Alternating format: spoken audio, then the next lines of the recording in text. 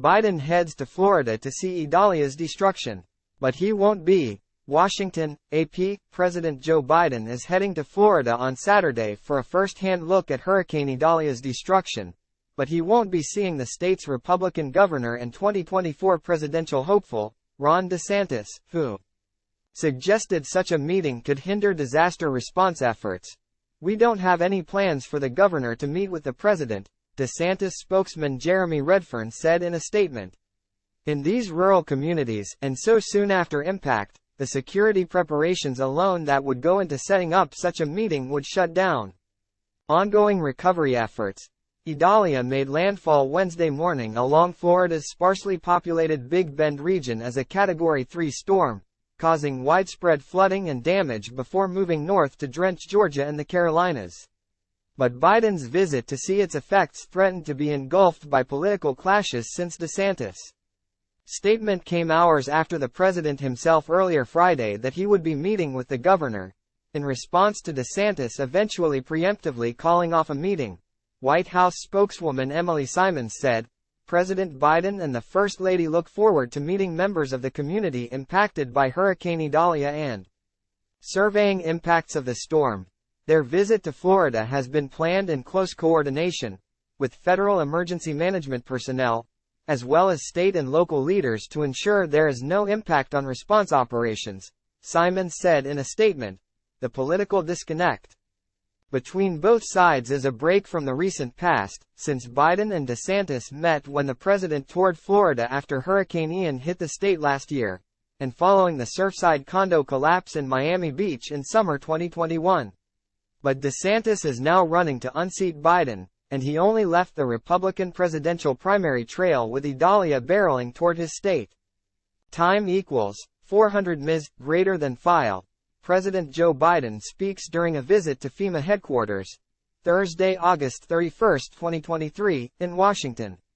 Biden visited the headquarters to thank the team staffing the FEMA National Response Coordination Center, NRCC, throughout Hurricane Idalia and the ongoing federal response efforts to the fires on Maui, Hawaii.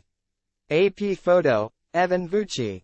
File, putting aside political rivalries following natural disasters can be tricky. Meanwhile, another 2024 presidential candidate, former Republican New Jersey Governor Chris Christie, has long been widely criticized in GOP circles for embracing then-President Barack Obama during a tour of damage 2012's Hurricane Sandy did to his state. Christie was even asked about the incident last month, during the first Republican presidential debate. Both Biden and DeSantis at first suggested that helping storm victims would outweigh partisan differences. But the governor began suggesting that a presidential trip would complicate response logistics as the week wore on. "There's a time and a place to have political season," the governor said before Idalia made landfall. "But then there's a time and a place to say that this is something that's life-threatening. This is something that could potentially cost somebody their life. It could cost them their livelihood." Time equals 400 ms. greater than by Friday, the governor was telling reporters of Biden. "One thing I did mention to him on the phone was, it would be very disruptive to have the whole security apparatus that goes with the president, because there are only so many ways to get into many of the hardest hit areas. What we want to do is make sure that the power restoration continues and the relief efforts continue and we don't have any interruption in that," DeSantis said. Biden joked while delivering pizzas to workers at FEMA's Washington headquarters on Thursday that he'd spoken to DeSantis so frequently about Idalia that there should be a direct dial between the pair. Homeland Security Advisor Liz Sherwood Randall pointed to the experiences after Ian and Surfside collapse in saying earlier this week that Biden and DeSantis are very collegial when we have the work to do together of helping Americans in need, citizens of Florida in need. The post-Idalia political consequences are high for both men. As Biden seeks re-election, the White House has asked for an additional $4 billion to address natural disasters as part of its supplemental funding request to Congress. That would bring the total to $16 billion and highlight that wildfires, flooding and hurricanes have intensified during a period of climate change, imposing ever higher costs on U.S. taxpayers. DeSantis has built his White House bid around dismantling what he calls Democrats' woke policies. The governor also frequently draws applause at GOP rallies by declaring that it's time to send Joe Biden back to his basement, a reference to the Democrats' Delaware home, where he spent much of his time during the early lockdowns of the coronavirus pandemic. But 4 months before the first ballots are to be cast in Iowa's caucuses, DeSantis still lags far behind former President Donald Trump, the Republican primary's dominant early frontrunner. And he has cycled through repeated campaign leadership shakeups and reboots of his image in an attempt to refocus his message. The super PAC supporting DeSantis' candidacy also has halted its door-knocking operations in Nevada, which votes third on the Republican presidential primary calendar, and several states holding Super Tuesday primaries in March. A further sign of trouble. File, Florida Gov.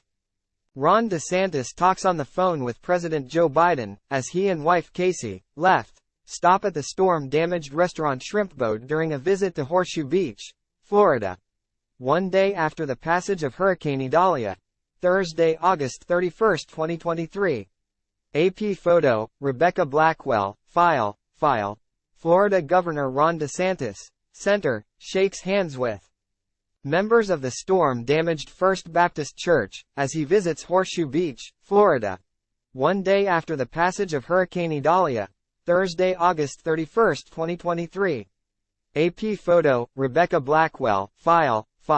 President Joe Biden and Florida Governor Ron DeSantis arrived to tour an area impacted by Hurricane Ian on Wednesday, October 5, 2022, in Fort Myers Beach, Florida. AP photo, Evan Vucci, file. Debris is littered around the damaged Regency Inn Perry, Florida. Following the passage of Hurricane Idalia. Wednesday, August 30, 2023. AP photo, Rebecca Blackwell, file. Employee Lisa Bell dumps out a shovel full of mud as business owners and employees start cleaning up at the storm-damaged business The Marina, in Horseshoe Beach, Florida. Thursday, August 31, 2023, one day after the passage of Hurricane Idalia. AP photo, Rebecca Blackwell, file.